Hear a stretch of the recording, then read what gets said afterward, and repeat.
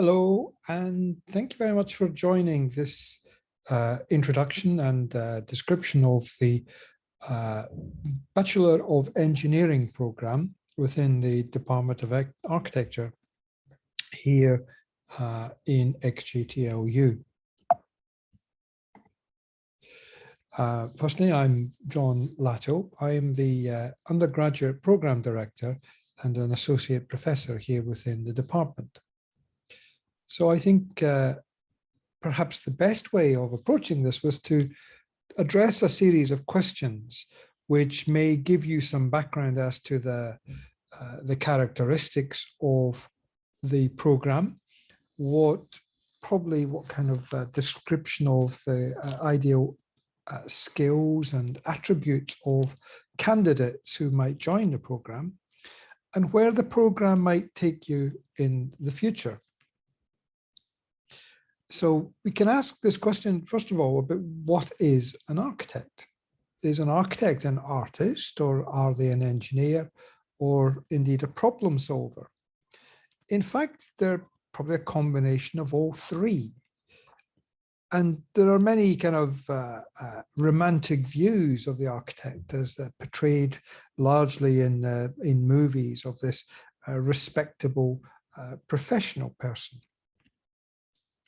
But in fact, an architect may have or may call upon a number of skills and fall into a number of roles in their daily work. They may move from being a designer into becoming a project manager, a research advisor, dealing with legal issues, dealing with sales issues. In fact, through the course of your day, through the course of your working career, you may call upon a number of these skills, or in fact, all of these skills simultaneously. We as an architect has a strong ethical role to play in society. In fact, what we design for people. And how people use and how people experience that architecture or that built environment impacts on the way they live their life, impacts on their emotions, impacts on their way of living, their comfort level. So we have a strong responsibility, a professional and ethical responsibility to design responsibly. So what does an architect do? Well, we consider the suitability of the built environment around us for use for human habitation, for human beings, going about normal living activities, work, play, living, eating, sleeping. And generally in terms of how that built environment shapes the way we live. Very much strongly shapes the way we live. We're concerned upon the creativity. We're concerned with the development of architecture as a form, as how it can create certain emotions within us, whether it may be uplifting, whether it be a sense of sadness, a sense of excitement. Very much the architecture, we as the architect have some kind of control over that. We manage that through our design. And the technical skills are called upon because that architecture still has to function. That architecture still has to be able to stand up. That architecture has to be able to perform in terms of meeting requirements for thermal comfort, for physical comfort, for daylighting, for structure. So we as an architect have to call upon those skills in creating this built environment, but creating it so that it still is able to function well. We're concerned with this idea of creating a sense of place and placing architecture and having a responsibility and a response to society at large. We acknowledge the past, we acknowledge our history and where we've come from, so that we're able to understand where we are now, and in fact, how we might shape the future.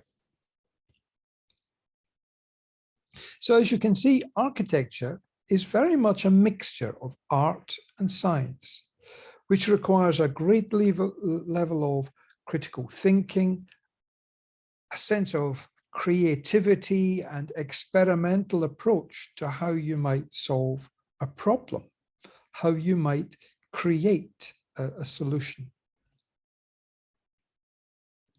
And we do this here at XJTLU very much through our objective of learn by doing. The vast majority of your time within the program will be spent working on studio projects, working on projects which set you a number of challenges, out of which you, through your analysis and your research, you will develop ideas, you will develop creative solutions which meet the needs of that studio exercise. So we place a great emphasis on encouraging and developing students' creative and critical thinking. And we do that through a series of challenges, a series of projects that might test a number of these skills and that allow you to develop those skills and become stronger and more robust and experimental. And we do that here very much in the context of both Chinese and Western international thinking. So why would you choose XJTLU? Well, firstly, this program, both at undergraduate and postgraduate levels, are professionally accredited and recognised by the Royal Institute of British Architects in the UK.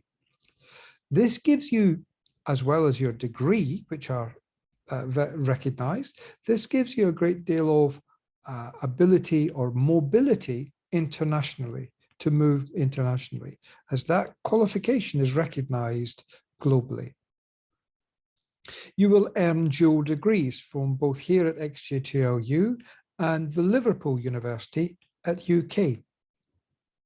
You have the opportunity of registering for your masters through our 2+2+2 scheme, which allows you to have 2 years at XJTLU, 2 years in Liverpool, and return for 2 years for your masters here at XJTLU. We very much encourage the involvement of globally recognized architects and designers to come to XJTLU and work with our students through a series of workshops. This gives you a greater exposure and a greater kind of exposure to different voices, different points of view, and encourages you to learn methodology of design through these experts. You will learn here from our internationally leading academics, our teachers, our professors, together with, we're supported by practitioners, architects who are working in practice here in China. They bring a lot of strength to the studio projects. We have access here on XJTLU to fantastic facilities where you have the opportunity of working with digital fabrication, robotics, which are all here, and they're all highly advanced in their capability. And obviously, being based in Suzhou, we have this wonderful benefit of the rich architectural heritage that's present in the gardens and the old town of Suzhou. And finally, here you have the opportunity for international study as well. You can follow our 2+2 program, which allows your first 2 years here at XJTLU, and then you can follow that up with your final 2 years of your undergraduate program in Liverpool. Also, we have an agreement with the Politecnico di Torino, which is in Italy, where you can carry out your year 3 studies in that university. The skills that you'll gain through following this program are quite rich and quite varied and quite abundant. You will have an exposure and you will become quite capable and fluent in being able to move between digital design and analog, which is through hand drawing and through model making. You'll have a strong understanding of design processes and theories and methodologies, and how those can be applied to support your design. You have the ability to generate creative and critical design solutions. And what is important here is that you will have, these are all kind of supported by a strong understanding of the practical issues and the technological issues which are facing the architectural profession. You'll have an understanding of materials, sustainability, the climate crisis, how modern methods of fabrication and construction, together with giving you a background of the architectural history, the placing of architecture within the historical context, both here in China and also internationally. So we follow this through the 4-year program, where year 1 is very much the foundation year, where you will be learning and building on the essential skills that will be necessary to take you through into the following years. So the first module is a series of exercises which will expose you to this idea of design thinking and how you can present an idea. And this is our admissions process, our formal process. And if successful, you move on to semester 2, which will allow you to look at different ways of representing architecture through drawing, through model, through digital, through photo montage, etc. You'll be exposed to a number of different ways. And these are very important because they help you then when you move forward into the design projects later on. And here's some examples of some of those year 1 works carried out by students, where you can see the experimentation through models and how we start to introduce you to design, although this is not strongly a design module. It's more a case of trying to just introduce you gradually to the concepts of architecture. There's a larger focus in terms of how you can express idea through drawing, through sketch, through model.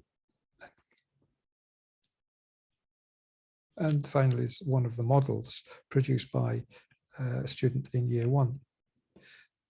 Moving on to year 2, obviously things become a little more complex. You're introduced to more design studio, technology modules, and some of what we call the humanities and theory modules. So we have, in semester 1, you will have 2 design studios, which are 101 and 105, but they're supported by structure, learning about structure and materials, and then being introduced to the history of Western architecture. Moving then into semester 2, there is a design studio module, which would run for the whole 14 weeks of that year 2, which is ARC 102. And in parallel to that, you will have 3 supporting modules, like environmental science, learning about temperature, daylight, acoustics. 108 builds on this idea of how architecture is put together and starting to consider much more about the materials that you can use to express that architecture. And then supported by humanities and architecture, learning about the ethics and learning about the theoretical basis of design. And some exercises you can see here. we will encourage a lot of group work as well as individual work, because it's important to learn how to work with other students and work with other people, internal and external, including within other departments within the design school and other departments within university. This is a very important skill in taking forward into your working life and also moving forward in your academic career. And here you see another way of exposing you to how architecture can come from various other cross boundaries with other disciplines. And here we were very much looking at the needs of a person in terms of designing a mask and a sleeve, but that was translated into a piece of architecture. So there was very much a kind of not looking at true architectural design, but looking at how those ideas, those concepts could be explored and translated into architecture. And that moved on then to the design studio in semester 2, which was to look at a small space, a small construction for an individual. In this case, it was either a musician or a scholar or a painter. And moving into year 3, the scale of the projects that you will be exposed to will become slightly larger. They will become slightly more complex, and they will encourage you to look at more and more issues. There will be more challenges that you'll be presented in those modules.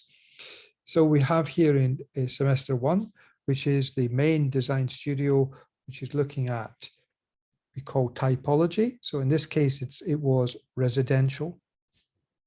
And that is, of course, is supported again by technology modules and humanities modules through history of Asian architecture. And then into semester 2, again, one main design studio, which is ARC 204, supported by 2 other modules. And these are some examples from the typology design studio of residential. And this was based in Suzhou. So there was a real site, a real location that students were able to design for, and being able to understand the needs of that location. And this was into semester 2, which was their final design studio of year 3, which was looking at this idea of cultural tourism and bringing new life back to islands off the coast of China.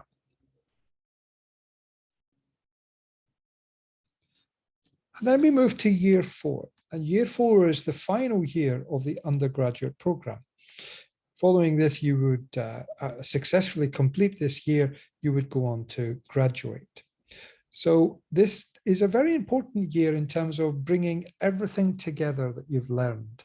So in the first semester, you will have, there is a strong emphasis on architectural technology, architectural theory, looking at the different theories of design, which can then influence our thinking and influence our methodologies and influence our storytelling, supporting the architecture.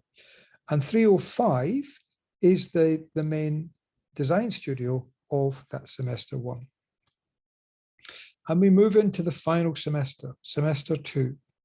And here you can see ARC 304 with the final year project, which is the celebration project where you can bring all of your learning together and very much focus on your own way of thinking, bring your own personality into the design, and supported by professional studies, making you ready to take a place in working offices, working practices, and also supported by the philosophy of art and aesthetics.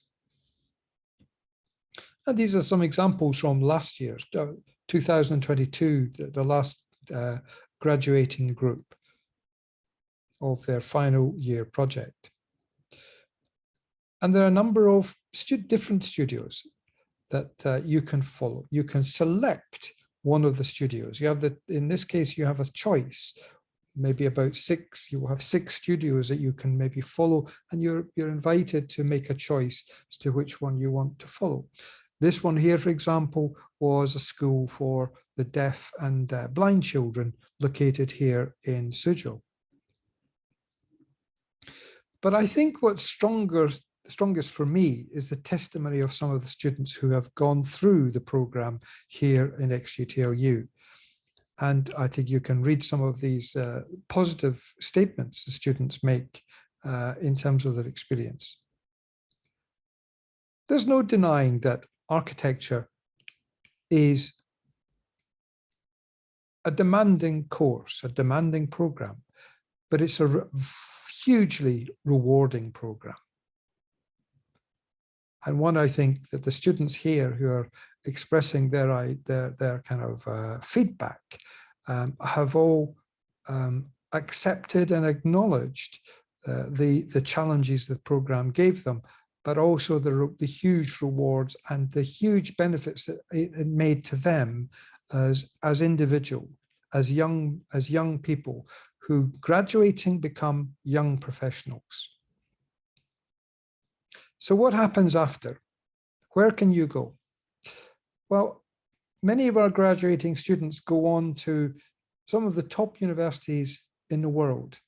Here you could say, mentioning, for example, a large number of our students apply successfully, for example, to the Bartlett at University College in London, which is rated as #1 in the world for architecture. But we also have students who are going to McGill in Canada, they're going to Singapore, they're going to Italy, they go to United States, Australia, and Japan. So you'll find our students who graduate, they do scatter quite a lot across the world. And some do stay with us here also in Suzhou to follow their master's program. The kind of careers that this can present you is not necessarily just to become a registered architect. With an undergraduate degree in architecture, it can take you in a number of directions. Everyone is different. We're all individuals, so we all have different strengths and different weaknesses. So some students can go on to become interior design, follow an interior design path, or urban design. Some go on to become digital artists because of the strong skills they've learned through the undergraduate program. And some have moved across to product design and industrial design. So you can see it's not restricted to only becoming an architect and designing buildings and design built environment. The skills you learn here can offer and open up many other opportunities for you. And so I guess ultimately this is the picture you want to see. You want to be that student in this photograph celebrating your time here at XJTLU. And I hope I've answered many of the questions that you may have had in your minds, but I'm sure there are many, many more, and we're more than happy to answer some of those. But thank you very much for listening, and we hope to see you.